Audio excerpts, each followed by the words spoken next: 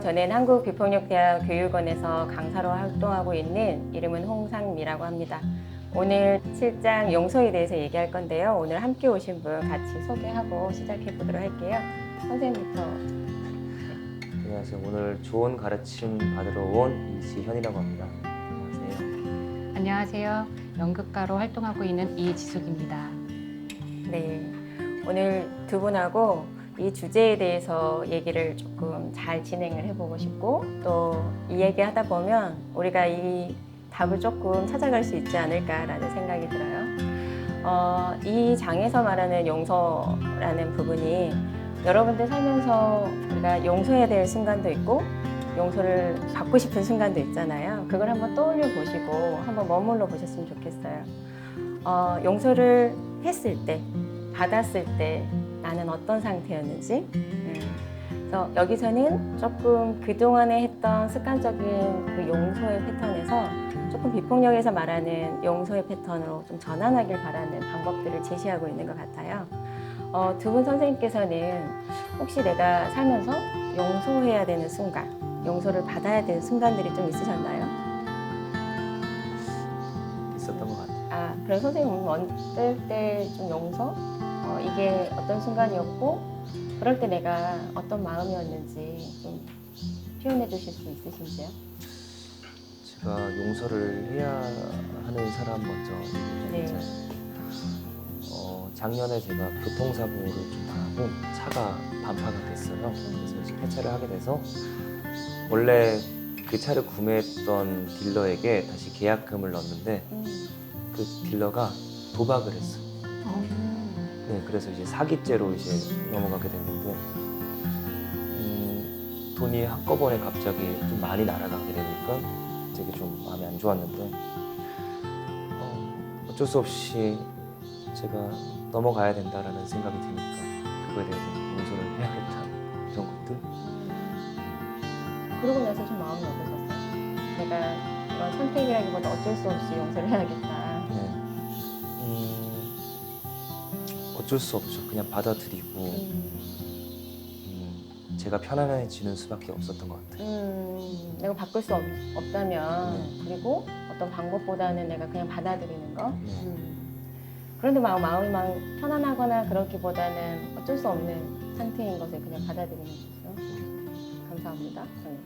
선생님 좀 어떠세요? 살면서 용서해야 되는 순간들이 어때요? 사실은 뭐 매 순간 화가 나고 저 스스로한테도 용서를 구하게 될 때도 있고 또 다른 사람들에게도 용서를 좀 부탁을 해야 되는 상황들이 벌어졌을 때가 많은 것 같은데 저는 최근에는 학생들을 가르치고 있어서 학생들이 이제 좀 잘못된 언어들로 저한테 그러니까 선생님한테 쓰면 안 되는 단어들을 썼던 상황들이 벌어졌었어요. 근데 굉장히 쿨한 척 하면서 괜찮다라고 말을 하긴 했었는데 솔직히 마음은 좀 상처를 입었던 것 같고 거기서 화를 내면 안 된다라는 마음 때문에 아니야 이건 용서하고 가야 돼 라고 저 마음을 달랬을 뿐이지 사실 마음 깊이 용서를 했다고 말하기는 어렵지 않았을까라는 생각이 들었습니다.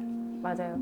우리가 용서를 해야 되는 순간에는 어떻게 보면 살아가야 하고 하지 않으면 버티기가 힘들기 때문에 그냥 용서를 그냥 받아들인 것 같아요. 그렇다면 여러분들이 또 그러니까 용서를 해줘야 되는 상황 있잖아요. 여러분들에게 나 미안해, 사과해 이렇게 용서를 구하는 순간이 올 때 잘 받아들이지도 못하는 것 같아요. 우리가 용서를.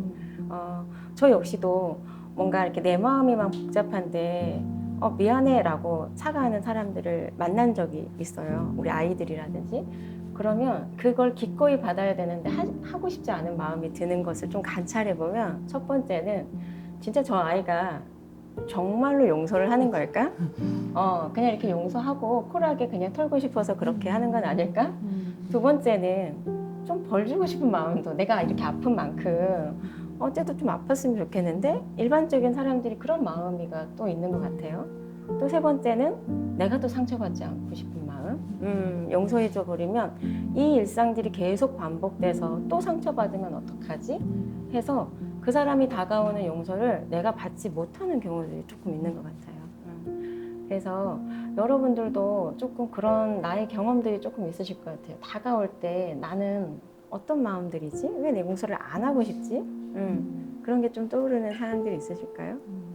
좀 전에 말씀드렸던 그 상황에서도 이걸 용서하면 제 마음이 편해지는 건 분명히 알고 있지만 용서를 온전히 한다는 것 자체가 가능한 일일까? 이미 내 머릿속엔 들어와졌고 기억에는 남아져 있는데 저는 그 아이들을 볼 때마다 그 상황이 떠올릴 거고 근데 그냥 이 모든 게 나는 좀 더 그 아이들보다는 어른이니까 좀 더 포용하는 마음을 가져야지 라고 스스로를 달랬던 것 같아요. 맞아요. 도덕적인 판단이 조금 올라오니까 음. 어른이니까 내가 네네네. 좀 본보기가 돼야 돼. 네네네. 내 진정한 마음을 드러내기보다는. 맞아요.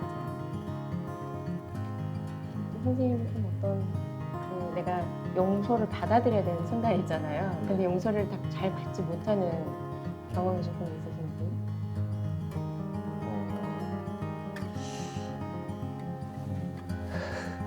글쎄요. 그거에 대해 조금만 더 시간이 네. 필요할 것 같아 생각을 네, 좀 네. 많이 해봐야 되겠어요. 네네, 감사합니다. 또 이야기 나누다 보면 또 나올 것 같아요. 그래서 방금처럼 우리가 어른이니까 그래 용서하는데 받아줘야 돼. 그런데 마음은 개운하지 않아요. 또는 내가 이렇게 용서가 오는데 진짜일까? 좀 의심하게 되고 그 이유를 돌아보면 우리가 기꺼이 용서를 주고받았던 경험이 사실은 없었던 것 같아요. 이 세상 속에서 뭔가가 대가를 준다거나 아니면 뭔가를 조금 벌 주는 방식, 보상을 받는 방식으로 우리가 용서라는 걸 쓰지 않았나라는 생각이 듭니다. 제가 여기 오기 전에 용서라는 걸 사전적인 의미를 좀 찾아봤어요. 첫 번째는 벌하지 않으면서 용서하는 것. 두 번째는 함께 이렇게 연결하는 것도 있다라고 하는데 제 세 번째 뜻이 좀 눈에 확 들어오더라고요. 사전적인 세 번째 용서가 놓아줌이라고 되어 있어요. 놓아줌. 사실 우리가 용서하지 않을 때 가장 고통받는 사람은 누구예요? 자기 자신이잖아요. 자기가 더 괴롭고 자기가 그렇게 하지 못하는 거에 자기 자책도 하는 것 같아요. 그래서 여기에서 이 책에서 나오는 용서의 5가지 단계를 설명하고 있더라고요. 그래서 첫 번째 단계는 이런 얘기를 하는 것 같아요. 우리가 바꿀 수 없는 걸 인정하기. 첫 번째 단어가. 그게 뭐냐면 우리가 이미 벌어진 일이잖아요. 벌어진 일을 후회한다거나 어떡하지 하는 것보다는 그냥 그 상황이 벌어졌고 그리고 내가 상황이 바뀌지 않는다는 걸 인정하기. 그거에 대해서 조금 어떠세요? 것 같아요. 근데 우리는 인정하지 않고 어떠죠? 자꾸 후회하고 그렇죠. 바꿔보면 그때 내가 이렇게 했으면 어떠했을까? 그리고 또 상대에게도 제가 저렇게 했으면 어땠을까? 거기에 시간을 모든 에너지를 쏟는 것 같아요. 맞아요. 그러게 되면 용서할 기미보다는 계속 머리로 우리가 생각이 올라가지 않나라는 생각이 듭니다. 두 번째는 여기에서 그러고 나면 어때요? 그 사람이 했던 행동을 그냥 이해하기. 그 상황을 이해하는 거예요. 여기서 좀 고발해야 될 게 기존의 방식은 우리가 어땠냐면 해석이었던 것 같아요. 저도 아이가 저한테 뭔가 실수를 하거나 뭔가 용서를 엄마 미안해, 뭐 선생님 미안해 이렇게 할 때가 있잖아요. 그런데 그게 진심인지 아닌지 볼 때 보면 가슴으로 오기보다는 머리로 올라가 있어요. 해석하고 있어요. 그래서 여러분들도 조금 이렇게 보면 내가 해석했던 적이 조금 있으셨는지 있으신가요? 그렇죠, 그렇죠. 상황을 이해한다고 하지만 그 아이의 상황이 아니라 제 상황을 먼저 바라보게 되는 것 같고 또 상황상 이 아이가 저한테 용서를 구한다고 생각하면서 저 혼자 상처를 받았던 상황들도 많았던 것 같긴 해요. 맞아. 그래서 자꾸 뭔가 어떻게 할까 조건부가 생기는 것 같아요. 그래서 여기에서 2단계는 해석하지 말고 이해하자. 그 상황을. 그게 두 번째 스텝인 것 같아요. 그래서 이제 세 번째 스텝은 이해를 했잖아요. 그냥 이 행동에 대한 이해가 있다면 세 번째는 초점을 자기에게 가져다 오는 거죠. 뒷폭력에서는 어떤 자극, 관찰이 됐다면 그 다음에 오는 건 자기의 초점이잖아요. 그래서 그때 내가 조금 용서하지 못했을 때의 느낌, 상황, 이해, 자기의 그걸 좀 초점을 자기한테 가져왔을 때 우리가 늘 말하는 충족되지 않은 욕구를 만날 수 있는 것 같아요. 그래서 저 역시도 아이한테 그렇게 좀 용서하지 못하는 저를 발견해요. 그럴 때 보면 초점이 저에게 오니까 그때 내가 조금 섭섭했구나. 아이가 저렇게 말하는 투를 보고 섭섭했구나. 근데 섭섭했으니까 내가 필요했던 건 무엇일까라고 좀 더 들어가 보니까 좀 부드럽게 말해주면 좋았을 텐데 좀 엄마를 좀 존중하면서 좀 나도 이해받고 싶었구나라고 더 깊이 욕구를 만날 수 있는 것 같아요. 그리고 그 욕구를 만나면 뭐랄까요? 우리 비폭력에서 말하는 호기심 있잖아요. 쟤는 왜 저랬을까? 이런 마음이 생기는 그게 3단계라고 여기서 이야기하고 있더라고요. 그래서 각각 선생님들도 그런 좀 3단계? 나에게 초점이 왔을 때를 좀 떠올려 보시면 어떠세요? 그때 수업 시간에 우리 지수 선생님은 수업 시간 아이가 그렇게 말했을 때 쟤한테 용서를 아이가 올 때 아이의 초점을 두는 게 아니라 나의 그 상황에서 왔을 때 지금 떠올려 보시면 몸은 좀 어떠신가요? 좀 화내지 않았던 게 다행이구나. 그때는 사실 좀 전에 말씀드렸던 것처럼 상황적으로 포용해야 된다고 생각해서 마음이 그래서 그랬던 게 아니라 상황이 그래서 받아들였던 건데 지금은 차라리 화를 내지 않았던 게 그리고 그런 마음이라도 가지려고 노력했던 게 참 다행이었겠구나 라는 생각이 들긴 하네요. 맞아요. 그래서 그 아이한테 화내지 않았는데 그 상황일 때 내 마음은 어땠을까요?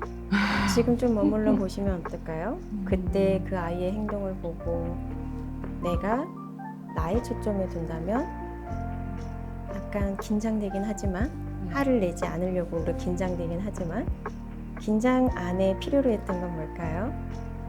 약간 평화로운 거, 좀 조화로운 거, 조금 부드럽게 표현하는 거, 수업이 잘 진행되는 거 이게 나한테 중요해서 그 순간에 내가 머물렀구나.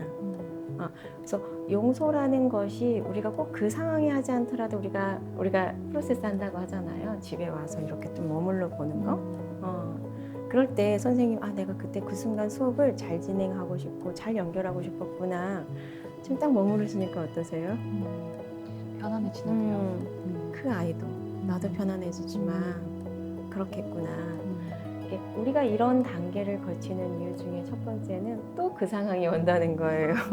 용서해야 될 상황들이 온다는 거. 그리고 용서를 받아줘야 되는 함께 연결하는 순간들이 매 순간 온다는 거겠죠. 네. 선생님도 혹시 좀 이렇게 내가 어떤 용서해야 될 순간에 좀 떠올려 보신다면 그때 그 딜러? 그때 저 사람이 좀 사기를 쳤어 이 생각 했을 때 지금 좀 몸을 나로 초점을 가져다 두면 지금 마음은 어떠세요?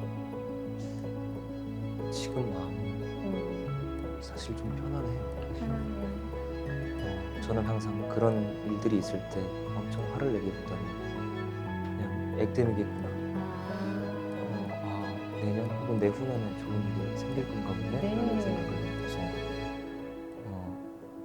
좀 행동을 하는 편인 것 같아요. 네네. 나에게 편안함이 지금 왔어요. 네. 근데 그 욕구가 내가 이 편안함이 왔던 건 내가 액땜했구나. 이것도 좀 자기를 좀 잘 보호하려고 내가 그렇게 내가 생각을 올려오고 있구나 라고 좀 느껴보시는 거예요. 지금 상황에서. 그렇다면 내가 그냥 생각으로 그냥 액땜이야 그게 아니라 내가 지금 편안했고 그 편안한 그 마음은 내가 좀 그 상황을 잘 보호하고 싶었어. 상처받지 않고 요동치지 않고 누군가를 상처 주는 것이 아니라 내가 이 순간을 좀 잘 받아들이고 내가 이걸 잘 넘기는 나를 잘 보호하고 싶은 방법이었구나 라고 좀 머물러 보시는 거. 선생님한테는 자기 보호, 선생님한테 수업을 잘 진행하는 효율성 머물러 보신다면 내가 그때 또다시 그런 상황에 왔을 때 상대에 대한 호기심이 조금 일어난다는 거죠. 여기서는. 그래서 4단계가 그거예요. 4번째가 상대를 공감할 힘이 생긴다. 그래서 다가오는 그 사람에게 너의 욕구는, 너의 느낌은 이랬구나라고 하는 거죠. 그래서 비폭력에서는 용서가 누군가가 힘이 있거나 내가 용서를 해주는 게 아니라 용서라는 건 나의 이런 마음과 저 사람의 이런 마음을 보는 거. 그래서 비폭력에서 역는 전환이라는 얘기를 조금 하는 것 같아요.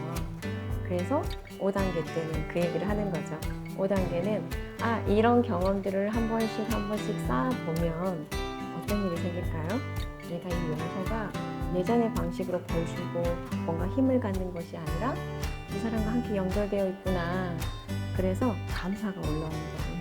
그래서 저 역시도 내가 그 순간에 선생님 아까 말씀하신 것처럼 내가 더 나아가지 않은 거에 대한 감사, 내가 그 아이에게 벌 주거나 상처 주는 말을 하지 않고 그 용서를 기꺼이 받을 수 있고 또 연결할 수 있는 감사가 저에게는 오는 것 같거든요. 그래서 비폭력 이 용서 파트에서는 그 5단계를 우리가 매번 연습하다 보면 우리가 이게 습관이 되고 이렇게 전환이 되지 않을까 이런 얘기를 하고 있는 것 같습니다. 그래서 지금 오늘 용서라는 부분을 조금 같이 그동안의 패턴, 이 단계, 이 5단계를 설명을 조금 우리가 나눴는데 지금 조금 어떠세요? 용서 단어 딱 들으시니까?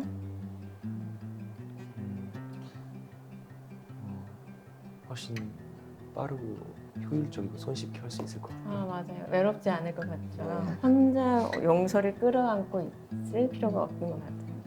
선생님 어떠세요? 도덕성이어서가 아니라 어쩌면 나를 보호하기 위해서 그리고 나를 먼저 이해하고 다른 사람을 이해하기 위한 하나의 방법일 수 있겠구나라는 생각이 들었던 것 같습니다. 네, 감사합니다.